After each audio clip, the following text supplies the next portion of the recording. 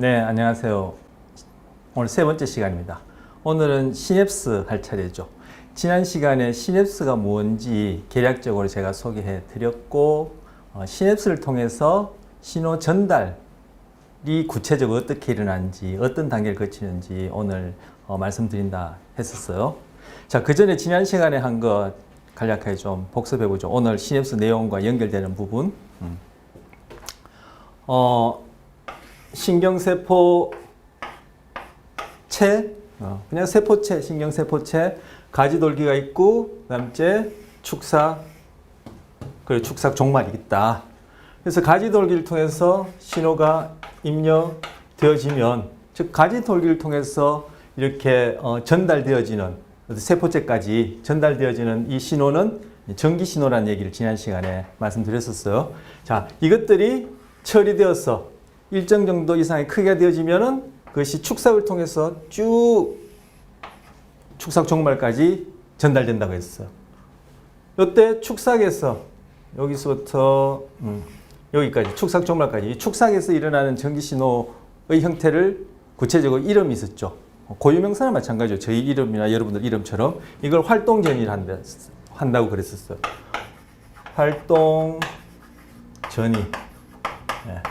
활동전이라 하고, 그리고 이것이 다음 세포, 다음 세포의 또 가지돌기. 가지돌기, 뭐, 이렇게 제가 그려보면. 자, 그럼 이 또 가지돌기를 통해서, 또 이걸 A세포라 하고, 이걸 B세포라 한다면은, A세포로부터 주어진 그런 전기신호, 활동전이가 그 다음 세포의 가지돌기로 또 입력되어서, 그죠?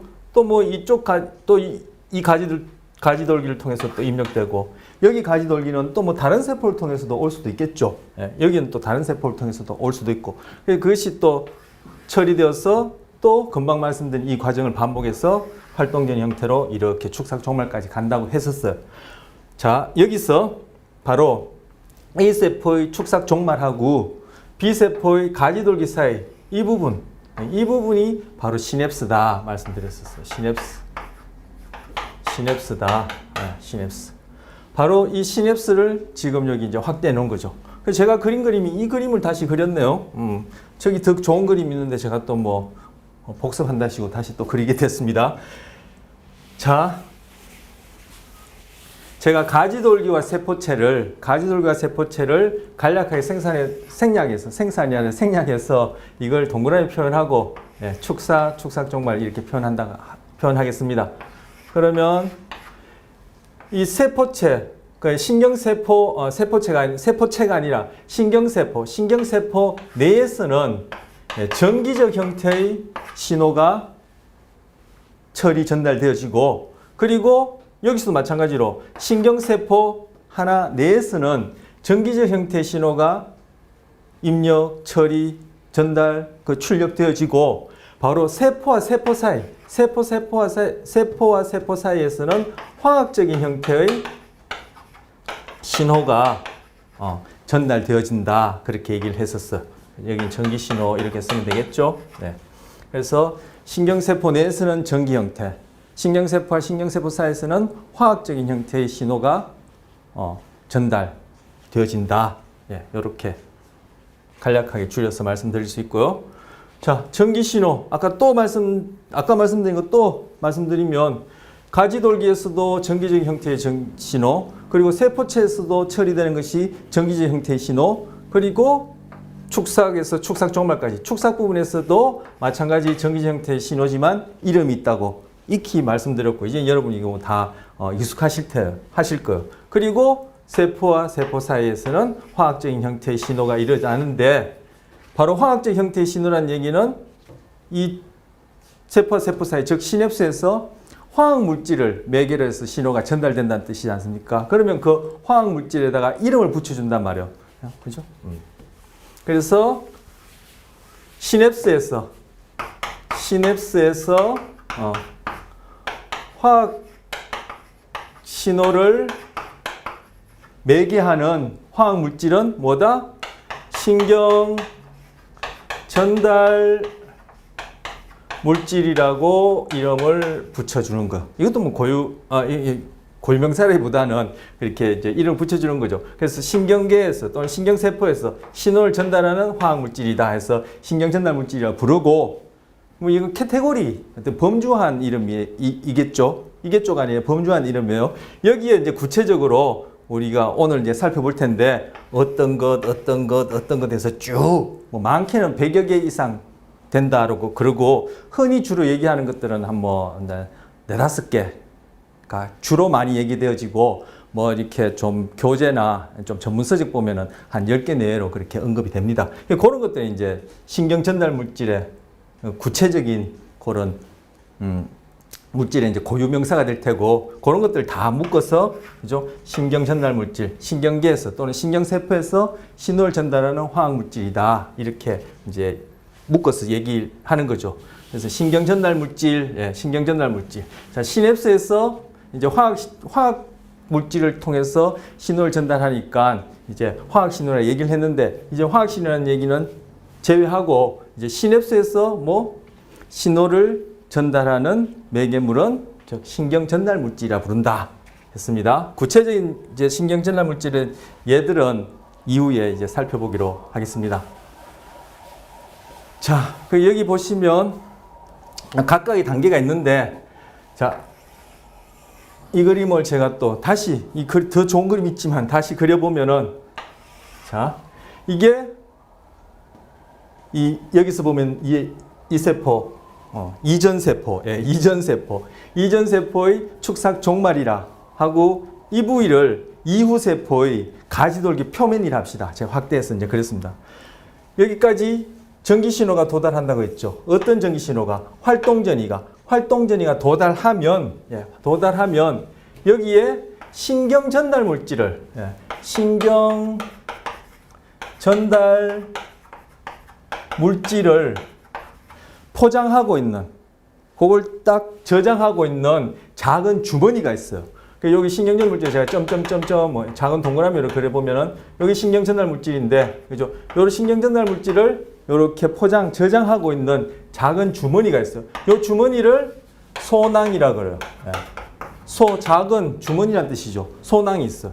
그래서 활동 전이가 축삭 종말까지 딱 전달되면은 이 신경 전달 물질을 저장하고 있는 이 주머니가 이동을 해요. 이동을 해서는, 자, 이 축삭 종말 이 표면에 이렇게 들러붙어요. 여기 이제 전달 물질이 있습니다. 안에 들러붙어서는 소낭의 이 막하고, 그죠? 축삭 종말의 이 막이 같이 융합되면서 이렇게 퓨전, 융합이 돼요.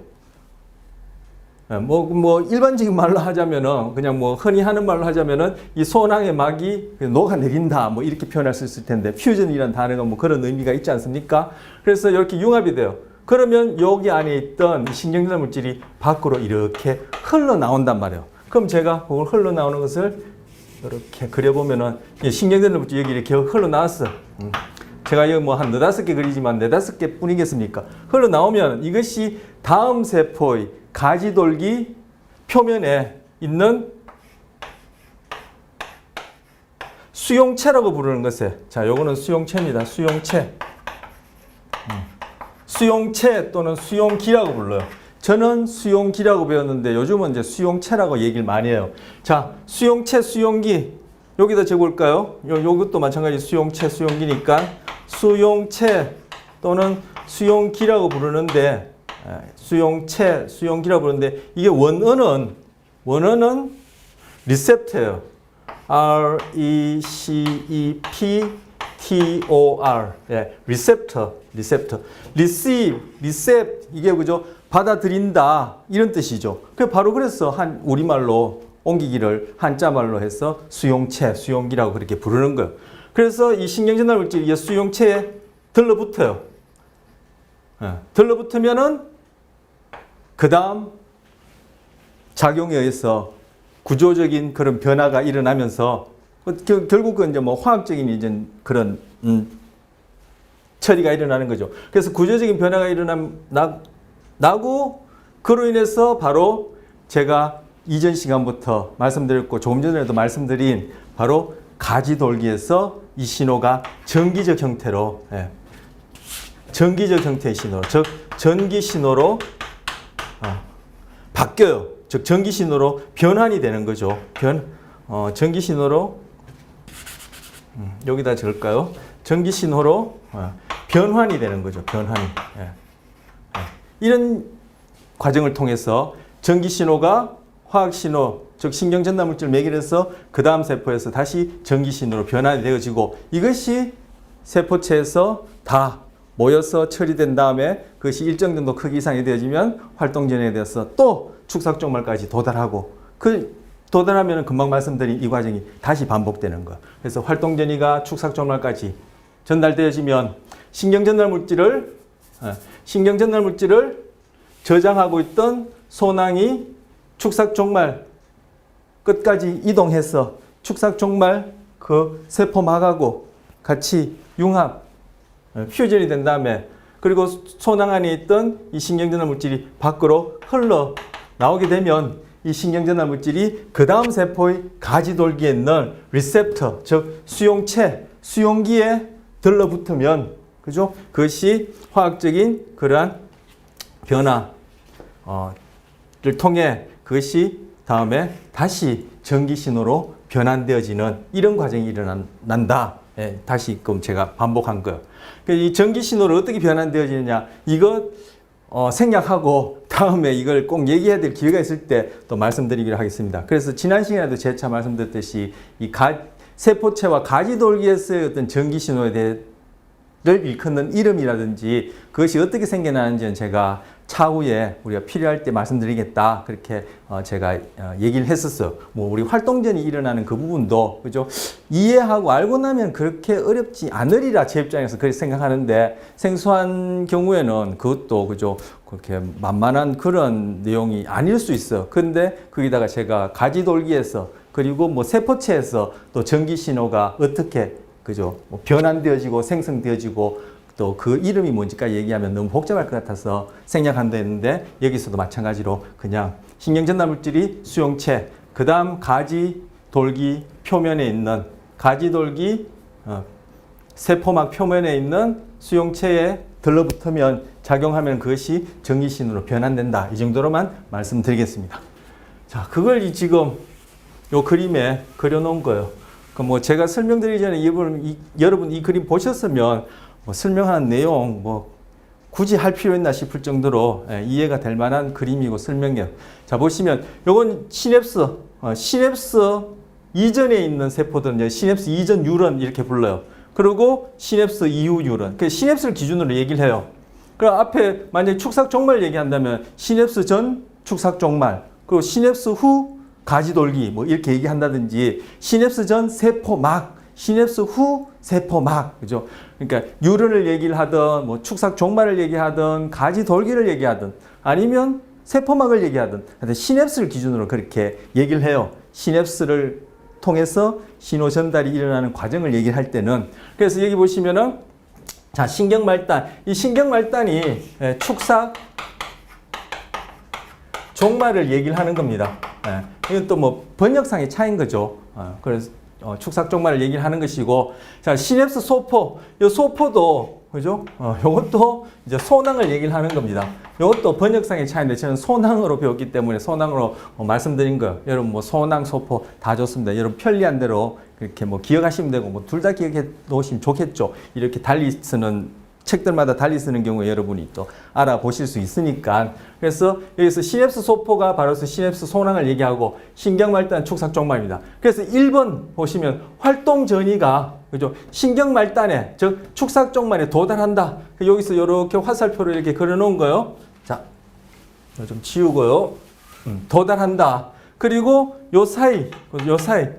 그래서 축삭 종말과 그 다음 세포의 가지돌기의 요래 가까이 붙어 있는, 아주 물리적으로 이렇게 실제 붙어 있는 것이 아니라 기능적으로 그렇게 연결된 아주 좁은 그런 공간을 두고 연결된 이런 부위 전체를 시냅스를 얘기하고, 그 사이에 정말, 그렇죠? 전자현미경으로 봐야지만이 틈새가 있을까 말까, 볼까 말까 할 정도로 그런 작은 간격을 여기서는 시냅스 틈이라고 또 그렇게 구체적으로 부릅니다. 그래서 아까 제가 신경전달 물질이 이렇게 분비되어서, 그죠? 이렇게 다음 수용체 들러붙기 전에 요 공간이 바로 시냅스 틈이 되는 거예요. 시냅스 틈, 틈이 되는 거예요. 그래서 여기 시냅스 틈.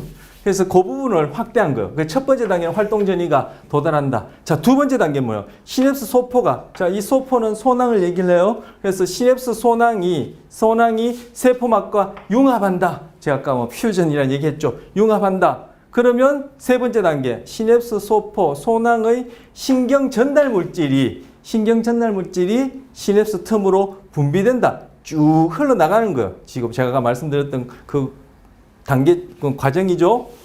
자, 흘러나간다. 그럼 여기에 지금 파란 알갱이처럼 이렇게 이미지화한 것이 이제 신경 전달 물질. 그죠? 요 공간이 이제 시냅스 틈, 이렇게, 되겠습니다. 자, 그래서 신경 전달 물질이 흘러나간다. 그리고 여기 시냅스 후 뉴런, 그죠? 시냅스 후, 시냅스를 중심으로 뭐 뉴럴 얘기를 하든, 그죠? 세포막을 얘기를 하든 그렇게 얘기를 한다고 했는데, 여기 있으면 시냅스 후 뉴런, 결국 이 부위는 뭐 가지돌기, 그죠? 시냅스 후 가지돌기의 세포막이 되겠죠. 거기에 요렇게 여기 요렇게 생긴 요 녀석들이 바로 수용체 또는 수용기예요. 이거 영어로 아까 리셉터다 이렇게 얘기를 했었어요. 그 리셉터에 지금 어떻게 신경 전달 물질이 이렇게, 그죠? 요렇게 들러붙는 거, 요렇게 들러붙었어요. 여기 들러붙는 요거 하나 지금 요렇게 보여주는 거예요. 요렇게 들러붙어서 작용을 하면은 이것이 여기에서 일어났던 신경 전달 물질을 매개로 한 화학적 신호가 그 다음 단계, 이렇게 신경 전달 물질이 수용기에 작용하고 나면 그 다음에 전기 신호로 변환된다. 이렇게 아까 말씀드렸던 거예요. 뭐 금방 알아들으신 분들은 뭐 설명이 너무 반복적이고 장황하다고 여기실 수 있을 텐데 혹시나 싶어서 제가 또 뭐 자세하게 말씀드렸는데, 자, 그 다음 내용으로 넘어가 보겠습니다. 자, 실제 시냅스 한번 봐야죠. 여기 바로 실제 시냅스예요. 자, 이건 더 확대한 것이고 이건 더 확대한 것이고 요것보다는 요걸 좀 더 거시적으로 그려놓은 거예요. 요게 뭐냐 하면 여기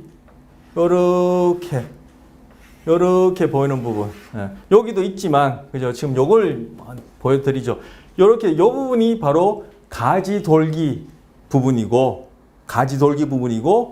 지금 요렇게 생긴 부분이 그죠? 축삭 종말 부분이에요. 그리고 여기 보면은 까만 점들이 이렇게 있는데 요건 뭐 신경 전달 물질이 아니고, 이렇게 확대해서 지금 전자현미경으로 뭐 여기 몇 배 확대했는지 여기 안 나와 있는데 전자현미경으로 확대하더라도 신경 전달 물질까지 보기에는 이 그림에서는 보기에는 역부족이에요. 그래서 지금 여기서 까맣게 보이는 요런 구슬처럼 보이는 건 뭐 신경 전달 물질이 아니라 소낭, 아까 앞에 그림에서는 소포라 그랬죠. 소낭 소포에 해당하고 그 안에 이제 신경 전달 물질이 저장되어 있겠죠. 채워져 있겠죠. 그래서 축삭 종말, 가지돌기, 그리고 소낭을 보여주는 그림이에요. 그리고 이걸 시냅스라 그러고, 그죠? 그리고 요 사이, 요 간격, 그죠? 요 사이 간격을 시냅스 틈이라 한다. 아까 그렇게 구체적으로 그렇게까지 얘기를 이제 그림에서 보여드렸어요. 자, 그리고 옆에 있는 그림 뭐냐면은 여기 지금 여기 보면은 꼭 팽이버섯처럼 생겼죠. 요것들이 바로 축삭 종말들이에요. 축삭 종말들이 지금 어디 가지돌기 표면이나 가지돌기 표면에 이렇게 시냅스를 맺고 있는 걸 보여주는 거예요. 그죠? 이 부분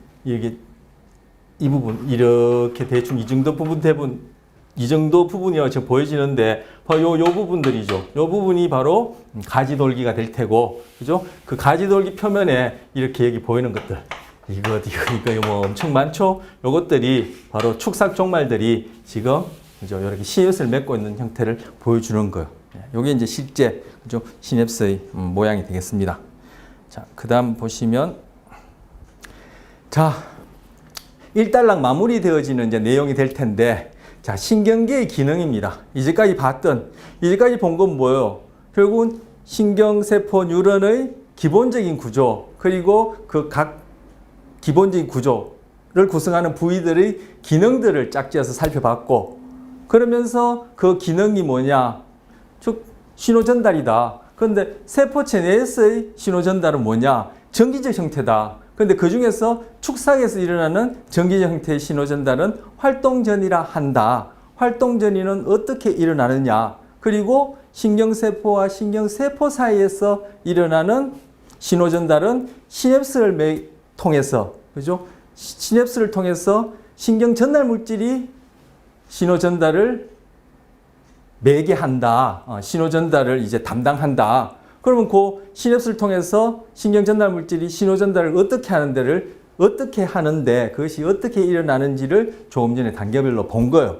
그 다음 과정에서는 또 금방 말씀드린 대로 그런 세포체 내에서의 전기적 신호 전달, 그것이 또 반복되는 거죠. 이 얘기 몇 번째 반복하는지 모르겠어요. 요렇게 이제 신경세포의 구조와 기능에 대해서 이제 배웠고, 이제 그런 것들이 결국 어떤 기능, 시스템 입장에서 신경계, 우리 첫 시간에 신경계 얘기하면 시스템 얘기했죠. 시스템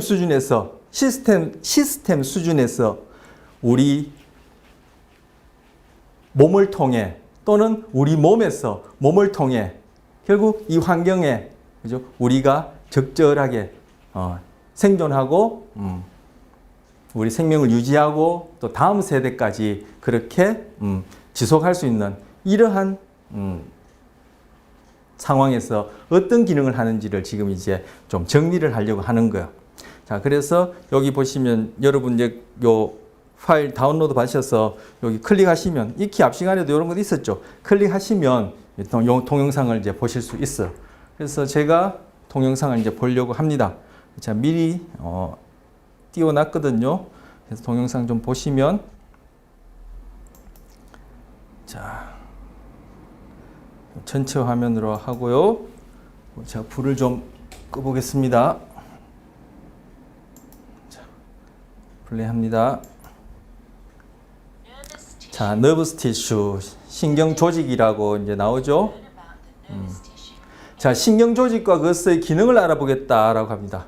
그래서 이 고표, 빨간 고표가 있는데 이건 모르겠어요.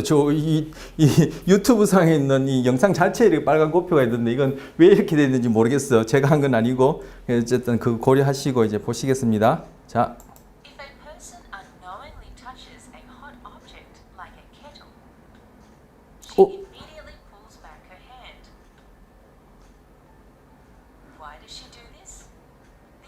자, 이분이 물이 펄펄 끓고 있는 주전자를, 그죠? 실수로 뜨거운 부위를 만졌어요. 만지니까 뜨거워서 손을 불이 나게 뗐어요. 자, 이런 것들이 어떻게 해서 일어나느냐? 바로 우리가 이제까지 배운 그러한 과정들을 매개해서 일어난다. 그것이 결국 신경계를 통해서 결국은 우리 개체가 환경과의 상호작용 중에 잘 적응하고 생존할 수 있도록 그렇게 도와준다. 이렇게 되는 거죠. 이 맥락 안에서는 뭐예요? 지금 뜨거운 주전자를 실수로 손을 대일 뻔했다. 즉 주전자라는 환경상의 어떤 사건하고 나라는 이 유기체가 만나는 거죠. 그죠? 만나는 거죠. 거기에 대해서 내가 어떻게 반응하는 것이, 그죠? 이런 상황에서 내가 나의 생명을 유지하고 그리고 잘 적응하는데 어떤 도움을 주느냐, 이렇게 구체적으로 적용할 수 있는 예가 되는 거예요. 자.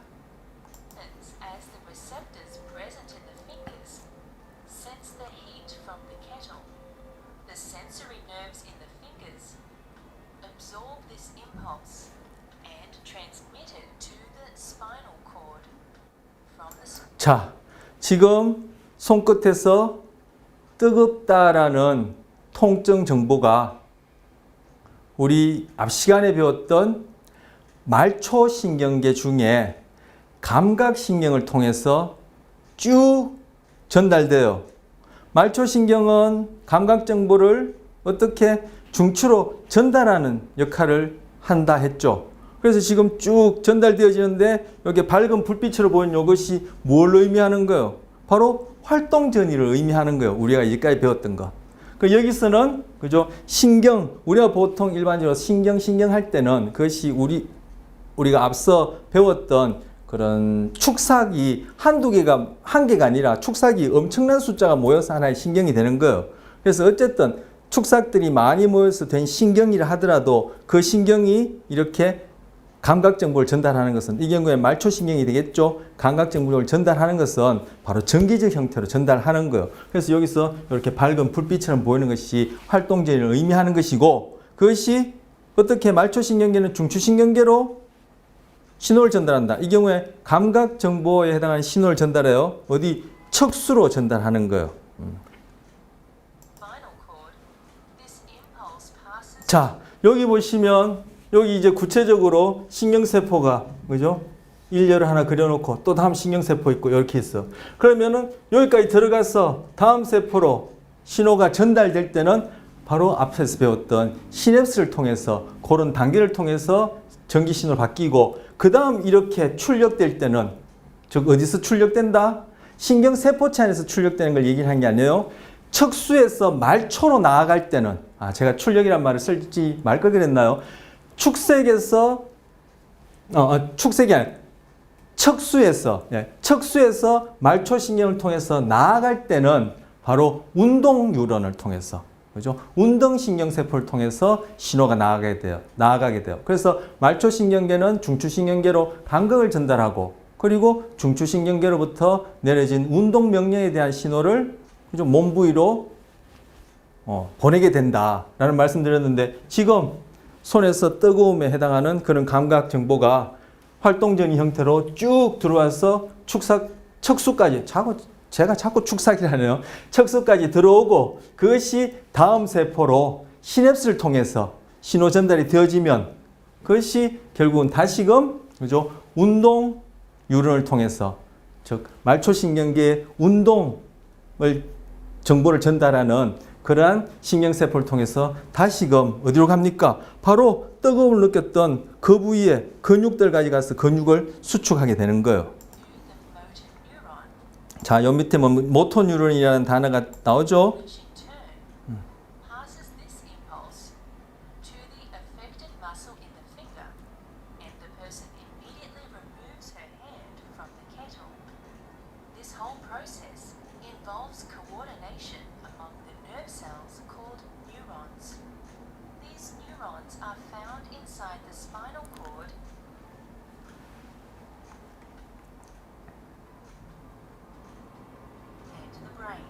네. 자, 중추신경계, 척수, 스파이널 코드하고 브레인 지금 소개하고 있어요. 그 위에는 다 말초신경계라 그랬죠. 지금 이분이 신경계를 통해서 즉 신경계를 구성하고 있는 구체적으로는 우리가 봤던 신경세포를 통해서 즉 말초신경계에 있는 신경세포를 통해서 감각을 받아들이고 그것이 척수에서 시냅스를 통해서 다음 세포 즉 운동세포로 운동뉴런으로 신호를 전달해주면 그것이 다시금 말초신경을 통해서 근육까지 운동 정보를 보내서 결국 근육을 수축하게 된다. 그때 운동뉴런을 통해서 근육까지 가게 되는 신호도 전기신호죠. 그렇게 해서 신경계를 통해서 이 한 사람이 동물까지 포함해서 한 개체가 지금 환경과의 그죠? 상호 관계에 있어서 내 몸을 보호하고 즉 생존 그리고 그 환경에 맞게끔 내가 손을 떼는 적응적인 행동을 할 수 있게끔 해준다 이렇게 이제 얘기를 할 수 있는 것이고 지금 요거 같은 경우에는 이제 반사 반응이에요. 뜨거운 걸 만졌을 때 모르고 만졌을 때 떼게 되는 이런 반사 반응이나 아니면 이렇게 뾰족한 걸 그죠? 만졌다든지 장미 꽃이 그런 침에 찔렸다든지 했을 때 손을 떼는 이런 것도 반사 반응인데 이런 반사 반응들은 척수 수준에서 그죠? 조금 전에 봤듯이 척수 수준에서 바로 감각 정보가 운동 정보로 그죠? 연결되어서 일어나게 돼요. 이 경우에는 우리 의식적인 그러한 과정을 필요로 하지 않고 의식적인 과정이 그게 개입하면은 오히려 반사 반응이 비효율적으로 일어나요.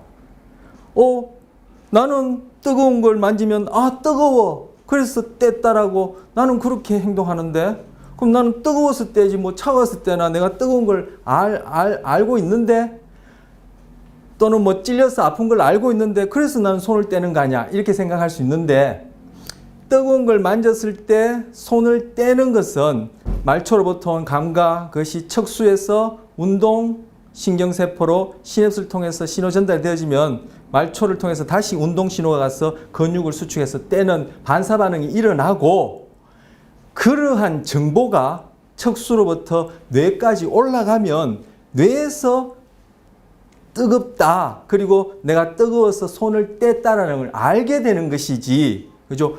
뇌 수준에서 일어나는 그러한 정보 처리 내가 뜨겁다는 것에 대해서 손을 뗐다라든지 그리고 뜨거운 걸 만졌다라든지 손을 뗐다라든지 이러한 정보 처리가 일어나는 것은 지금 척수 수준에서 금방 말씀드린 이런 반사 반응에는 전혀 필요 조건이 아니에요.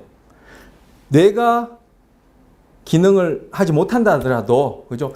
척수만 있어도 금방 봤던 이런 반사 반응들은 일어나요. 그래서 흔히 식물인간이라고 얘기를 하는 그런 의식이 없는 상태에서도 이런 척수 반사들이 일어나요. 그래서 우리가 하는 행동 중에 그죠? 상당 부분 그리고 실제로 우리가 의식하지 못하지만 우리 생존에 중요한 그런 핵심적인 기능들은 거의 그죠? 우리가 의식적인 과정이 필요 없이 그렇게 일어나는 겁니다. 그래서 그 일례로 지금 척수 수준에서 일어나는 반사 반응, 척수 반사를 보여주는 거예요. 그래서 그러한 반사가 일어나는 중에 그와 관련된 정보가 뇌까지 쭉 올라가서 뇌 안에서도 2차 저차 해서 여러 처리 과정을 거치면 그것이 우리가 내가 뜨거우니까 뜨겁다 그리고 손을 뗐다는 것을 알게 되는 것이지 내가 뜨겁다 그래서 손을 뗐다 이런 의식적인 과정이 중간에 개입해서 일어나는 것이 아니에요. 그리고 그런 것이 오히려 개입한다면은 오히려 우리에게는 생존하는데 더 불리해져요. 왜냐하면은 우리처럼 이렇게 상대적으로 복잡하게 발달된 이런 뇌를 가지지 않은 녀석들도 반사 반응이 일어나고 단세포로 이루어진 신경계가 없는 신경세포가 없이 그냥 화학 물질로 그죠? 이 환경과 신호를 주고받는 단세포로 이루어진 그러한 아메바 같은 경우에도 반사 반응에 해당하는 이러한 반응들이 일어나거든요. 그 걔네들은 그럼 의식이 있다고 우리와 같은 그죠? 뜨거운 걸 만졌을 때 뜨거워서 나는 손을 뗐다라고 이렇게 생각할 수 있는 그런 의식이 있나요? 그거 없죠. 있다고 생각하기 참 힘들어요. 그럼 아메바 같은 경우는 더더욱더. 그럼 그 녀석들은 그죠? 우리가 소위 의식이다. 그죠? 내가 뜨거운 걸 만져서 내가 의지적으로 손을 뗐다는 이런 과정 없이도 그것이 일어난단 말이에요. 그러면 굳이 우리에게는 그런 것들을 그죠? 내가 알고 의식적으로 알고 의도적으로 손을 떼는 그런 과정들이 오히려 관여한다면 우리는 더 비효율적이 되는 거예요. 그래서 조금 전에 봤던 이런 반사 반응들은 그죠?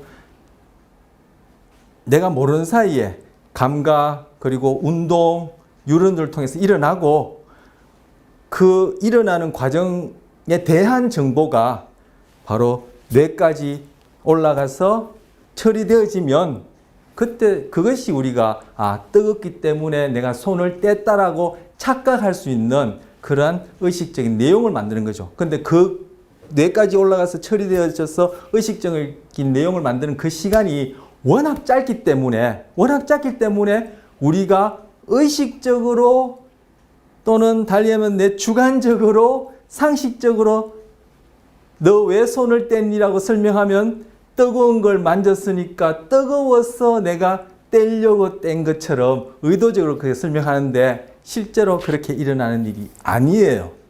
이거 관련해서도 참 의미하는 바가 많은데 이것만 하더라도 제가 얘기가 너무 길어진 것 같아서 또 다음 내용으로 넘어가겠습니다.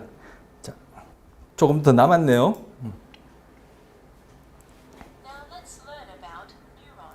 지금 우리 배웠던 이제 뉴런의 구조에 대해서 얘기하고 기능에 대해서 얘기합니다.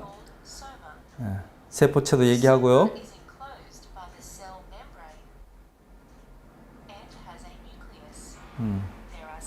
세포 핵도 얘기하고요.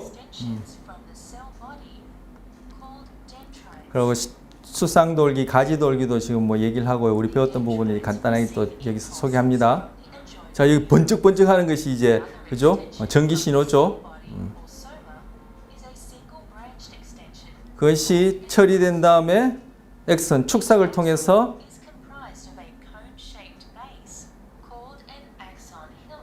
이제 전달될 텐데 지금 이제 축삭 부위에 대한 이제 해부학적인 그런 명칭을 소개합니다. 자, 여기 같은 경우는 이제 마리집이 있는 축삭이에요. 그리고 축삭 종말이 이렇게 여러 갈래로 이렇게 가지를 치고 있고, 그것이 바로 우리 앞서 말씀드린 이 시냅스를 통해서, 그죠? 신경 전달 물질이 작용하면 시냅스 하면 다음 가지돌기 부분에서 지금 번쩍번쩍 전기 신호로 전환되는 걸 보여주고, 그것이 합쳐져서 충분하면 이렇게 출력이 되는 거예요. 그래서 아까 손에서 시작된 뜨거움에 대한 그런 정보가 여기서 보여준 것처럼 전기신호 형태로 쭉 가서 척수까지 도달하면은 척수에서 그 다음 세포로 시냅스를 통해서 그 신호가 전달되면은 바로 다시 말초신경을 통해서 척수에서 운동뉴런이 쭉, 그죠? 이 손에 있는 근육까지 전달되어서 손을 떼게 된다. 아까 뭐 재차 말씀드렸던 거요.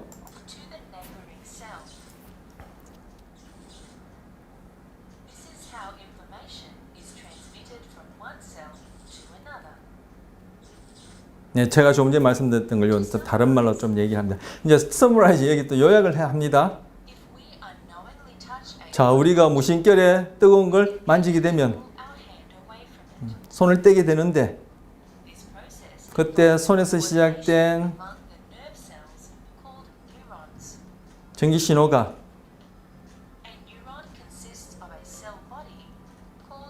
말초의 감각유를 타고 척수까지 전달되어지면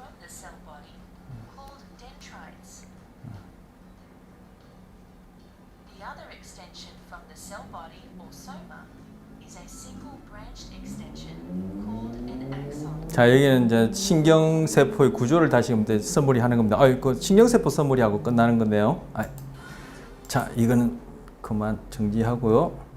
그렇게 해서 척수까지 도달하면 척수에서 그 다음 세포, 즉 말초신경계의 운동 뉴런에 해당하는 부위로 신호가 전달되어서 그것이 또 활동적인 형태로 손에 있는 근육까지 신호를 보내게 된다. 재차 3차 말씀드립니다. 잘 전달되었는지 제가 궁금해서 그래요. 저 혼자 이렇게 하니까 여러분 앞에 있으면 제가 눈빛이나 여러 어림짐작을 하고 눈빛을 보고 그리고 질문도 이렇게 해보면 좋을 텐데 그게 안 되니까 저 혼자서 짐작해서 자꾸 예전에 말씀드렸어. 오히려 듣는 사람들이 뭐 또 얘기하나 이렇게 짜증이 날 수 있을 텐데, 자, 어쨌든 그럼 다음 또 슬라이드 보겠습니다. 자, 신경 전달 물질에 대해서 오늘 배웠어. 즉 시냅스에서 화학 신호를 매개하는 장본이 뭐냐? 바로 신경 전달 물질이다. 그래서 뉴로 트랜스미터예요. 뉴런 할 때 뉴로. 그리고 트랜스밋이 전달한다. 뒤에다 ER 붙여서 전달자 해서 신경 전달 물질 이렇게 부릅니다. 자, 신경계에 작용해서, 아니면 구체적으로 신경세포에 작용해서, 뭐 신경계 하면 우리가 뭐 중추신경계, 말초신경계, 즉 뇌와 척수가 될 테고, 그죠? 말초신경계 조금 전에 봤던 그 그림에서는 뭐 감각뉴런, 운동뉴런이 될 텐데, 바로 신경계, 구체적으로 신경세포에 작용해서 우리의 행동에 영향을 주고, 그리고 우리의 경험에 영향을 주는, 조금 전에 뭐 뜨겁다라고 내가 느낀 것, 이거 다 이제 경험에 해당하죠. 그리고 그게 대해서 제가 손을 딱 떼게 되는, 제가 뗀 게 아니라 그 영상에서 손을 딱 떼게 된 것, 이거 다, 그죠? 신경계를 통해서 일어나는 행동과 그리고 경험이에요. 이런 것들에 영향을 주는 약물들은 대부분 우리가 배웠던 시냅스를 통한 신호 전달 과정에 작용을 해요. 자, 말이 길었는데 줄여보면은 신경계에 작용해서 우리의 행동이나 경험에 영향을 주는 대부분의 약물들은 바로 시냅스를 통한 신호 전달 과정에 영향을 줌으로써 그 효과를 발휘하게 돼요. 알코올, 니코틴, 향정신성 약물, 또 뭐가 있나요? 뭐 항우울제, 그죠? 그리고 항정신성 약물,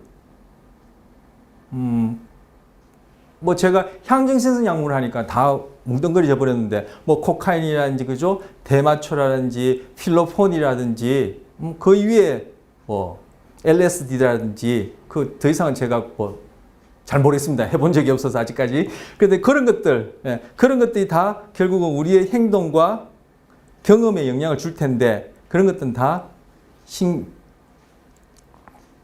시냅스를 통한 신호 전달 과정에 작용해서 그런 효과를 내는 거예요.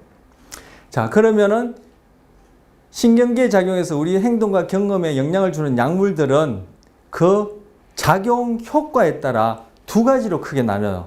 여기 보시는 것처럼 효능제와 기량제로 나눠요. 자, 효능제는 뭐냐 하면은 신경 전달 물질의 작용을 흉내내거나 촉진하는 약물들을 효능제라 그래요. 네, 효능제라 이 말 자체의 정의가 그래요. 신경전달 물질의 작용을 흉내내거나 촉진하는 거예요. 그럼 기량제는 신경전달 물질의 작용을 뭐 방해하거나 억제하는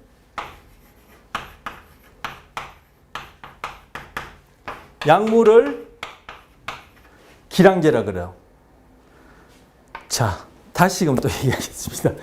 오늘 뭐 다른 날도 반복이 많은데 오늘 더 반복이 많은 것 같아요. 이거 뭐 오늘 슬라이드 몇 개밖에 못했는데 이러다가 어디까지 갈지 모르겠습니다만. 자, 신경계에 작용해서 우리의 행동이나 경험에 영향을 주는 대부분의 약물들은 바로 시냅스를 통한 신호 전달 과정에 작용해서 그 효과를 발휘해요.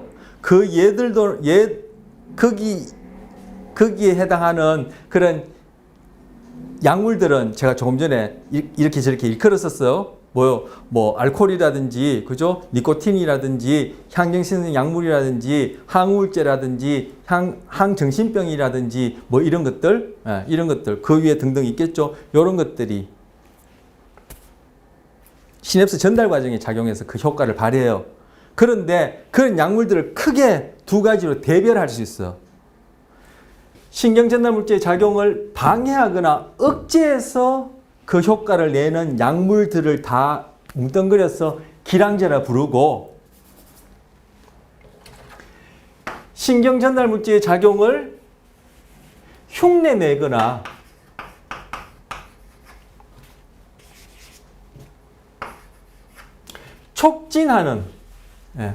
촉진하는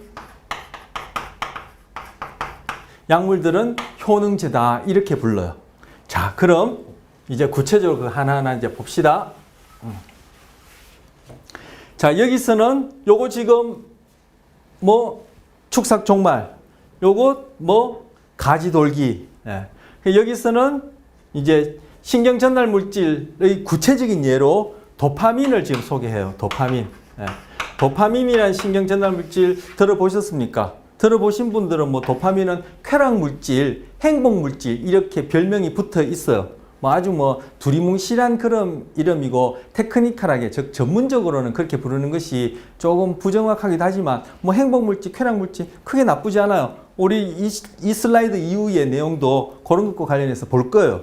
자, 도파민. 자, 아까 시냅스에서 화학신호를 매개하는 것들은 화학물질은 시냅스에서 화학신호를 매개하는 화학물질 뭐라 부른다? 신경전달물질이라 부른다. 그럼 신경전달물질 안에는 여러 종류가 있다. 그 중에 지금 도파민을 소개합니다. 그러면 얘는 자, 이제 축삭종말과 가지돌기 사이 이렇게 연접한 부분을 시냅스라 부른다 했죠. 그러면 이 시냅스는 도파민 시냅스 이렇게 부르면 돼요. 다른 신경 전달 물질을 예를 든다면 또 그 신경 전달 물질에 해당하는 이름을 가지고 무슨 시냅스 이렇게 부르면 돼요. 자, 이 경우에 도파민을 신경 전달 물질로 사용하는 시냅스를 보여주고 있어요.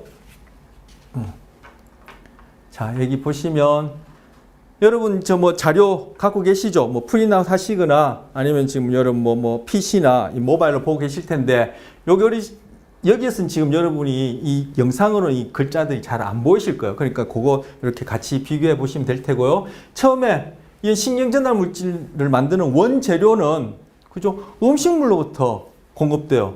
이 경우에는 티로신이라는 것이 아미노산인데 이것이 음식물로부터 공급되어서 지금 신경세포 안에 이렇게 수송이 돼요. 그러면 이 티로신이 세포 내에서 화학적인 그런 변화를 통해서 이 경우에는 도파를 L도파라고 이렇게 여러분 고쳐 쓰길 바랍니다. 그냥 도파라지 말고 L도파라고 그렇게 쓰세요. 자, L도파 형태로 바뀌어요. 그럼 이 L도파가 다시금 이 세포체 안에서 여기서 이제 축삭종말이 되겠죠. 축삭종말 안에서 또 화학 과정을 통해서 처리가 되어지면은 도파민으로 그렇게 만들어지는 거예요. 변환이 되는 거예요. 이제 도파민이 이제 신경전달 물질이 되어서 시냅스를 통해서 이제 분비가 되겠죠. 이 도파민이 만들어진 다음에 어떻게 한다? 앞서 말씀드렸는데 기억나시는지 모르겠지만 소낭에 이것이 저장이 돼요. 그래서 여기 붉게 보이는 요것이 바로 이제 소낭 또는 소포라 한다 했죠. 소낭 소포를 얘기를 하는 거예요. 그래서 지금 도파민을 DA라 쓰고 DA 도파민이 지금 소낭 안에 이렇게 저장되어 있는 걸 보여주는 거예요. 그래서 활동 전이가 여기까지 딱 도달하면은 이 소낭이 축삭종말 이 세포 막으로 이동한 다음에 융합되어서 녹아내려서 안에 신경전달 물질이 분비된다 했죠. 이 경우에는 도파민이 분비돼요. 분비되면은 그 다음 세포에 수용기에 도파민이 들러붙으면은 그것이 그 다음 세포 가지돌기에서 또 전기신호로 변환되어진다.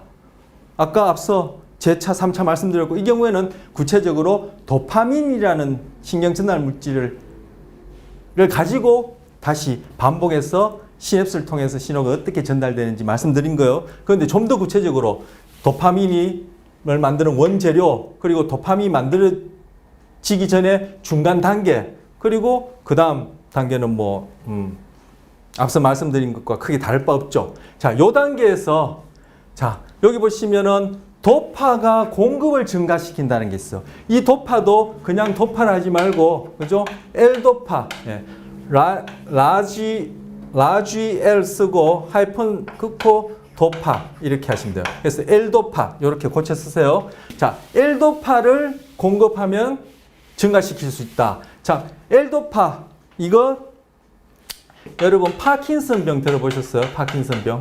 우리 이후에 파킨슨병에 대해서 할 기회가 있으리라 기대하는데 이 파킨슨병은 노화로 인해서 일어나는 노화로 인해서 일어나는 질병이에요. 그래서 신경계가 노화로 인해서 퇴화되는 거죠. 그렇게 해서 일어나는 이제 질환인데 대표적으로 신경계가 퇴화되어서 즉 구체적으로 뇌세포가 퇴화되어서 노화로 인해서 뇌세포가 퇴화되어서 일어나는 두 가지 대표적인 질병이 있어요. 그 중에 하나가 알츠하이머 치매 많이 들어보셨을 거예요. 요즘 많이 이제 매스컴을 통해서 많이 얘기되어지고 우리 많이 관심을 끄고 예방 그리고 치료에 대해서 많이 얘기되어지는 그런 그 케이스 중에 사례 중에 하나잖아요. 그래서 알츠하이머 치매랑 파킨슨병이 대표적인 노화로 인한 그러한 신경 질환이에요. 자, 파킨슨병은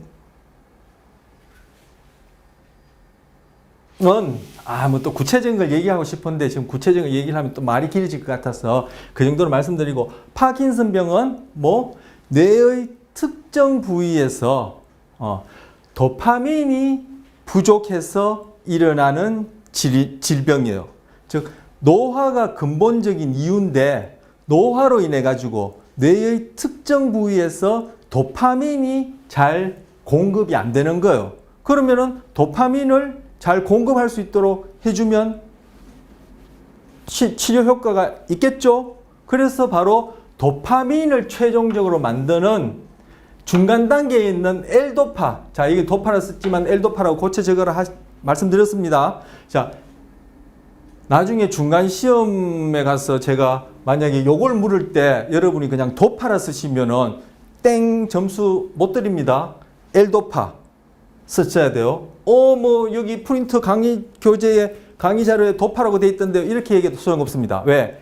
L도파라는 것을 제가 거듭 강조했을 뿐만 아니라 이 수업을 들으신 분은 분명히 L도파라고 고쳐 적으시고 들으셨을 테니까 이 수업을 안 듣고 그냥 로그인만 해놨다가 출석 점수만 받으신 분은 이제 그때 중간 시험 가서 제가 만약에 이걸 여쭤볼 때 도파라고 쓰시게 되면은 그죠? 제대로 수업을 안 들었다는 확인이 되어지니까 그렇게도 제가 꼼수를 써서 확인할 수도 있어. 자, 그러니까 자, L도파 여기서 도파지만 L도파입니다. 자, L도파를 먹으면은 이 L도파는 그 의사 선생님 처방이 있으면은 우리가 그렇게 구해서 먹을 수 있어요. 뭐 일반인들이 먹을 이유는 없죠. 먹을 필요도 없고 먹어서는 안 되고. 그래서 파킨슨병 환자들이 노화로 인해서 뇌의 특정 부위에 도파민 공급이 부족해서 일어나는 문제니까 파킨슨병 환자들이 이 L도파를 처방받아서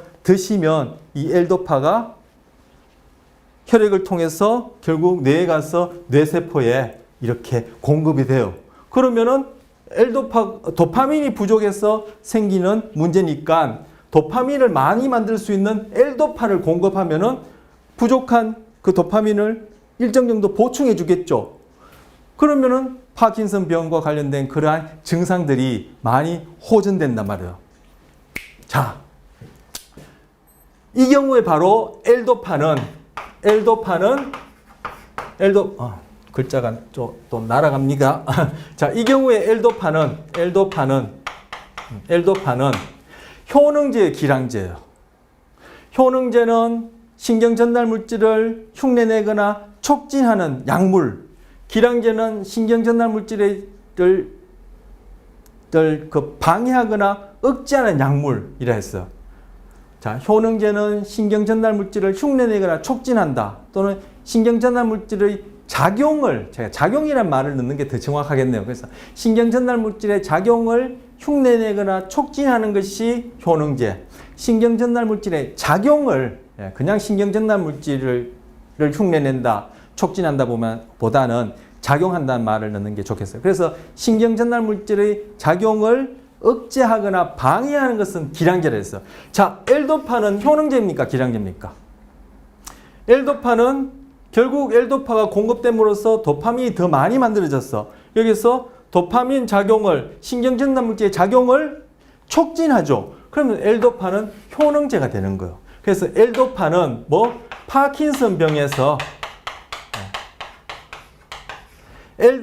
파킨슨병에서 효능제 역할을 해서 효능제로서 작용해서 치료 효과를 내는 약물이 되는 거예요. 자, L도파 파킨슨병에 작용해서 행동이나 경험에 파킨슨병 같은 경우에도 우울증이 있다든지 인지력이 떨어진다든지 이런 증상도 같이 수반되거든요. 그래서 경험이나 행동에 파킨슨병의 주된 증상 하나가 운동장애예요. 운동장애가 경감된다. 즉 행동에 영향을 주는 약물들은 효능제나 기량제 역할을 시냅스를 통한 신호 전달에 함으로써 효과를 낸다 했는데 바로 L도파는 파킨슨병에서 효능제로서 작용함으로써 파킨슨병 환자들의 경험과 행동에 영향을 주는 약물이 되는 거예요. 자, L도파 파킨슨병의 치료제로 쓰입니다. 도파민 먹으면 되지 왜 L도파 먹어요? 그리고 도파민 먹지 L도파 중간에 거칠 거 뭐 있어? 도파민은 먹으면은 이것이 소화가 죄송해요. 이 뇌세포로 혈액을 통해서 이게 전달이 잘 안 돼요. 이 도파민은 L도파보다 이게 덩치가 커서 이 혈액을 통해서 뇌세포로 이렇게 수송이 안 되는데 L도파는 그게 가능해요. 그래서 L도파를 먹게 되면은 결국 도파민을 만들게 되는 재료가 되니까 금방 말씀드린 그런 효능제 역할을 해서 치료 효과를 내게 되는 거예요. 자, 요거 했습니다. 자, 여기 보시면 신경 전달 물질이 분비됐어요. 분비된 다음에 어떻게 된다 했죠? 그 다음 가지돌기 세포의 수용체에 들러붙어서 작용을 해서 그 다음 세포에다가 효과를 낸다 했죠. 여기 보시면 지금 이 영상으로는 안 보실 거예요. 글자 제가 봐도 잘 안 보이는데 여러분 아까 말씀드린 그 자료 보시면 할로페리돌이라고 해서 할로페리돌. 자,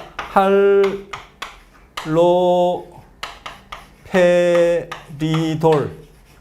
이거는 약물 이름이고 제가 글자 이렇게 좀 뭐 이렇게 좀 기억하듯이 써도 여러분 자료 있으니까 참고하셔서 그렇게 보시길 바랍니다. 할로페리돌은 약물 이름이고 이게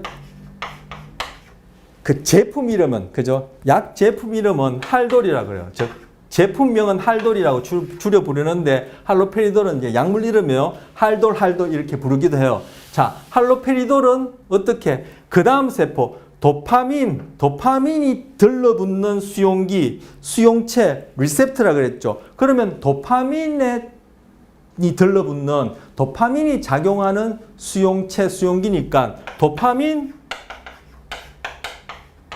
수용기, 뭐 수용체 이렇게 부르면 돼요. 예, 부르면 돼요.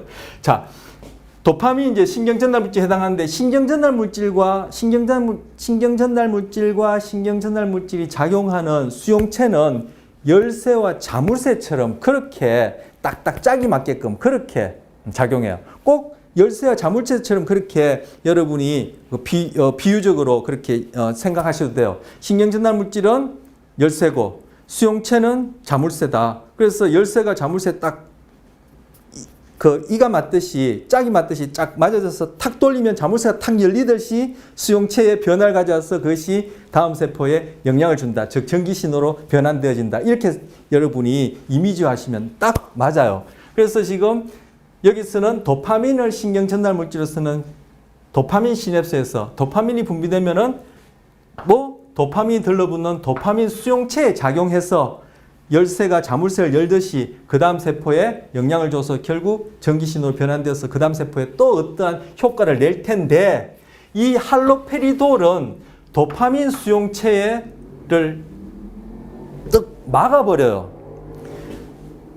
자물쇠에다가 요즘 뭐 이렇게 버튼식이 많지만 터치를 한다든지 이렇게 뭐 꾹꾹꾹 누르는 버튼식이 많지만 우리 옛날 구식 이렇게 자물쇠 있지 않습니까? 열쇠 자물쇠 있는 거. 그 자물쇠 열쇠 들어가는 그 틈 구멍에다가 예를 들어서 거기다 뭘 집어넣었다, 틀어 막았다 이렇게 되어지면은 열쇠가 있더라도 그 열쇠가 구멍 안으로 들어가지 않으니까 자물쇠를 열 수 없겠죠. 딱 그런 식으로 여러분이 비유해서 생각하시면 돼요.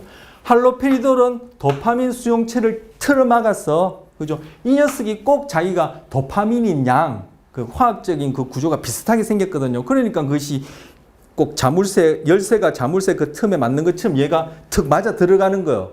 그런데 결국은 얘는 도파민이 아니니까 그 구멍을 틀어 막아버리는 역할을 하는 거죠. 자기는 아무 역할도 하지 않으면서 그냥 틀어 막아버리니까 도파민이 분비되더라도 그 수용체에 작용할 수가 없는 거예요.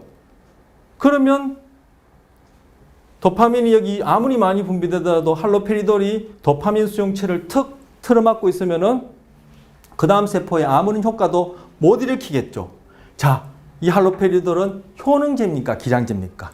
기량제는 신경전달 물질의 작용을 방해하거나 억제하는 약물이었어요. 이 할로페리돌은 도파민이 작용할 수 있는 수용체를 틀어막음으로 차단함으로써 도파민의 작용을 방해하죠. 그래서 할로페리돌은 뭐다? 도파민 시냅스에서 할로페리돌은 도파민 시냅스에서 기량제 역할을 하는 거예요. 그런데 이 할로페리돌이 여기 여러분 자료에 보시면 뭐라 써놨냐 하면은 전형적인 항정신병 약물이다 이라놨어요. 할로페리돌 같은 전형적 항정신병이에요.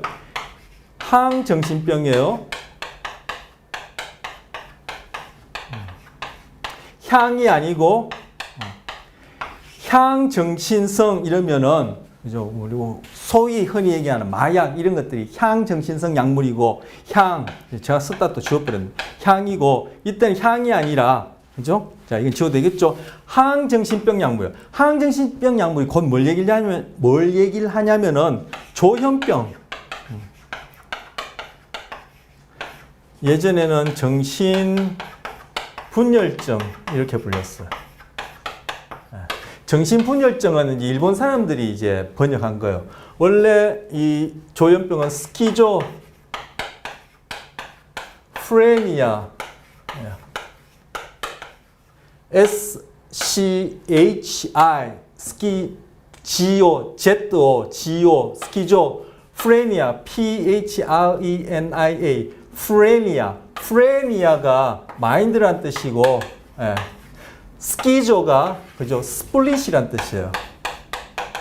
스플릿이 그죠 나뉘다 그죠 분열하다 뭐 이런 뜻이고 마인드가 말 그대로 마인드 마음이죠. 그래서 마음이 나뉘었다 분열되었다 해서 일본 사람들이 번역하기를 정신분열증이라 번역했는데 우리는 요즘 정신분열증 대신 이제 조현병을 쓰자 해서 조현병이란 말을 써요. 어쨌든 바로 항정신병이라 얘기하면은 항정신병 약물이라 얘기하면 죄송해요. 자 다시금 항정신병 약물이라 하면은 그죠? 바로 조현병에 쓰는 치료약을 얘기를 하는 거예요.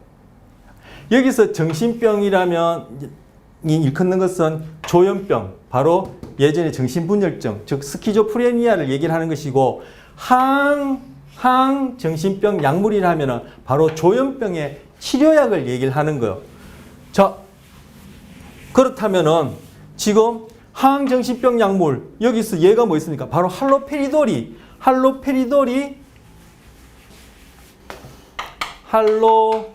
아까 할로페리돌을 제품명은 할돌이라 한다 했죠. 할돌이 지금 항정신병 약물인데 즉 뭐예요? 조현병 치료제인데 치료제 중에 한 종류인데 얘는 어떤 역할을 했어? 도파민 시냅스에서 도파민 수용기를 차단해서 기량기의 효과를 통해서 조현병을 경감시키는 거예요.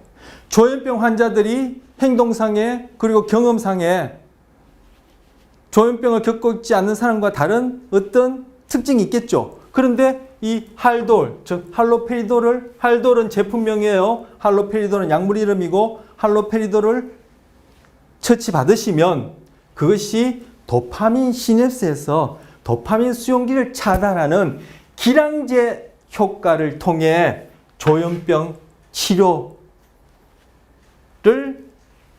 경험하게 된다. 이렇게 얘기를 할 수 있고 실제 이제 그래요. 자, 그러면 할로페리돌은 뭐 항정신병 약물 할로페리돌은 조현병의 기량제 역할을 함으로써 그 효과를 내는 거죠. 구체적으로 도파민 수용체를 차단함으로써. 자, 파킨슨은 도파민이 부족해서 일어나는, 생기는, 발병하는 질환이다, 병이다. 조현병은 어떻게 해서 생겨나느냐 말씀 안 드렸는데 금방 말씀드린 할로페리돌이 조현병의 치료제로 쓰이는 것을 가지고 추측을 해보면 조현병은 뭐? 도파민이 과해서 정상보다 과잉 작용해서 일어나는 질환이다. 이렇게 생각할 수 있어요. 왜? 할로페리돌을 처치하면은 조현병이 치료된다. 경감된다. 조현병이 갖고 있는 증상이 경감된다. 그런데 할로페리돌은 어떤 작용을 하지? 결항제 역할을 해. 기량제는 신경전달물질의 작용을 방해하거나 촉진해. 그렇다면은 조현병은 뭐? 할로페리돌이 작용하는 시냅스에 신호전달 매개하는 바로 도파민이 과해서 그렇구나라는 것을 추론해낼 수 있죠.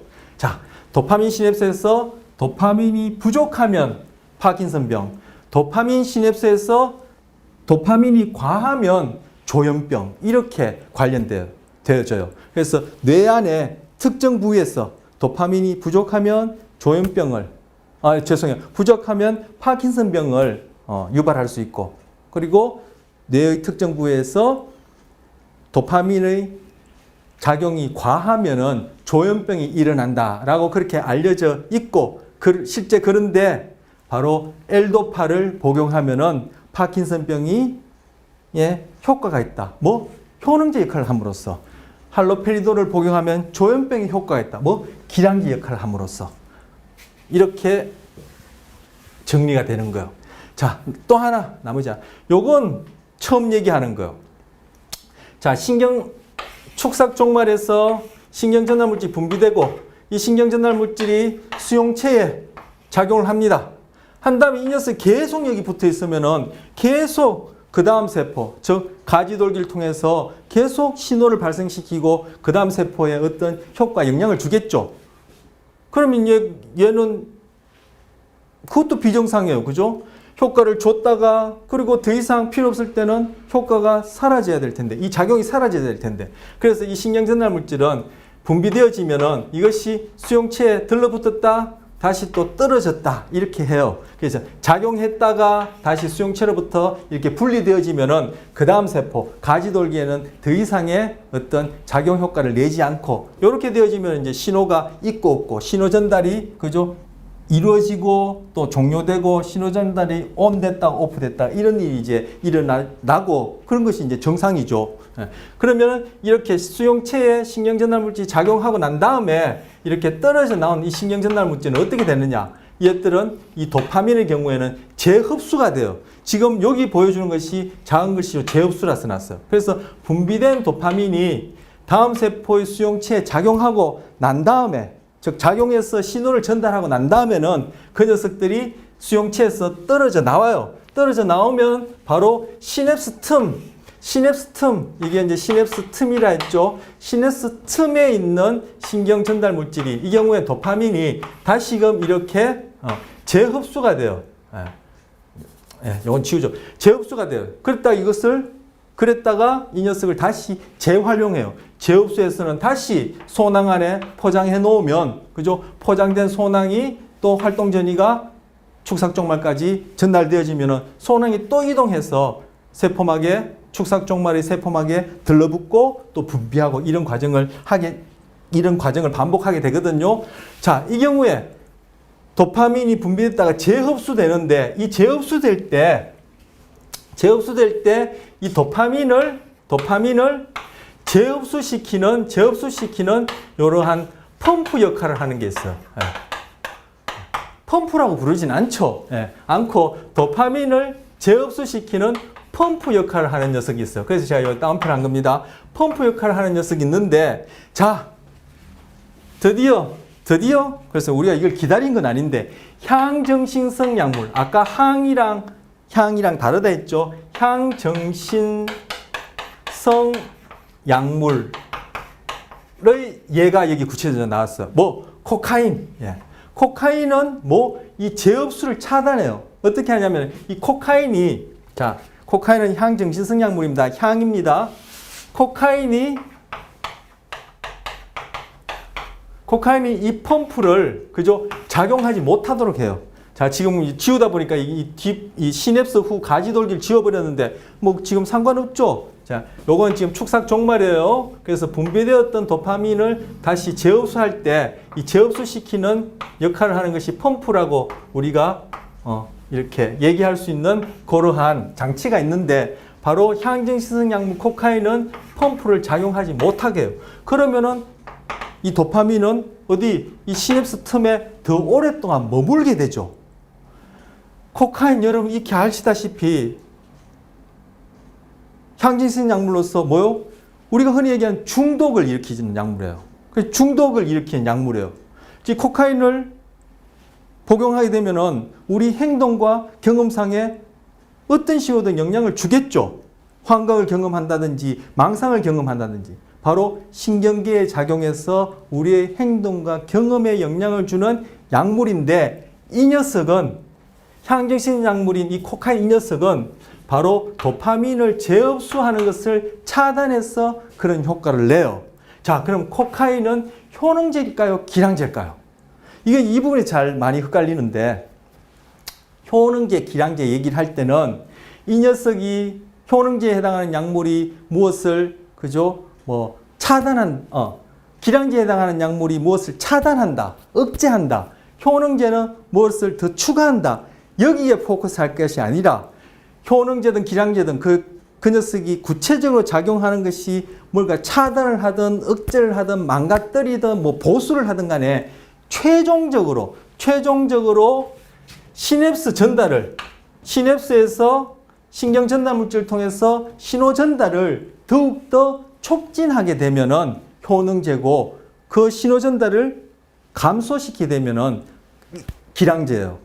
아까 기량제는 신경 전달 물질의 작용을 방해하거나 억제하는 것.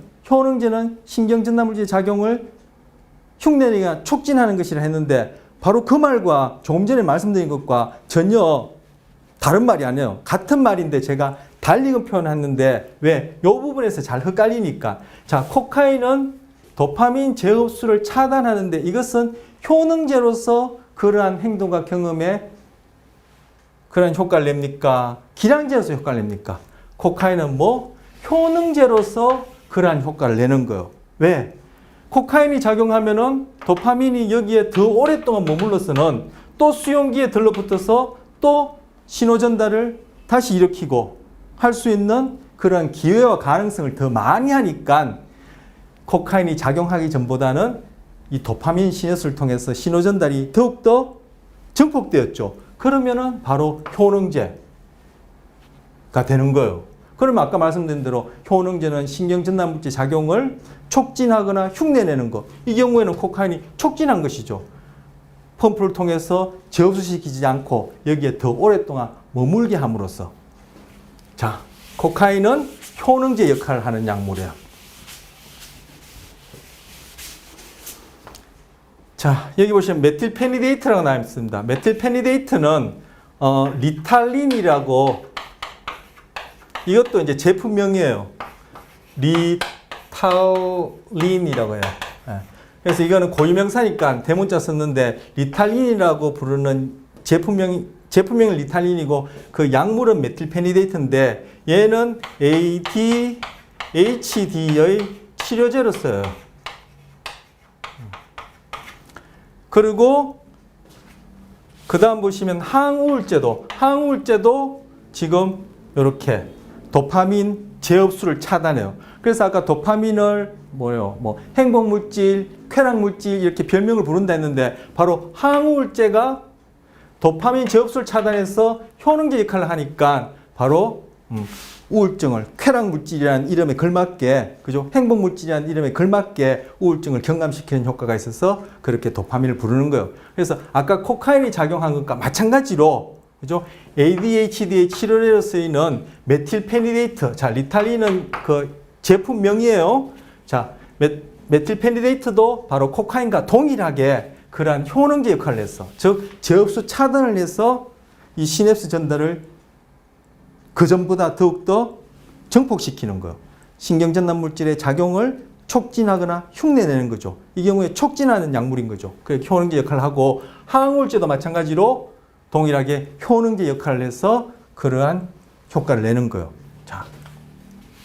자, 항우울제 여러 가지 있겠지만 지금 도파민도 아까 쾌락, 행복물질이라는 이름을 붙일 수 있는 그런 약물이라 했으니까 도파민이 바로 우울증을 경감시키는 항우울제 역할을 한다. 어떻게? 바로 도파민 재흡수를 차단함으로써 효능제 역할을 해서 그런 효과를 나타낸다. 그리고 메틸페니데이트, 요거는 ADHD의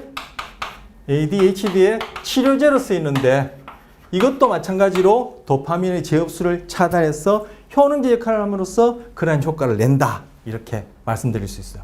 자, 요거 하나 더 말씀드리고 마쳐야 되겠어요. ADHD의 치료제로 메틸페니데이트가 사용되는데 메틸페니데이트는 도파민 재흡수를 차단해서 그 효과를 낸다. 즉 효능제 역할을 해서 그 효과를 낸다.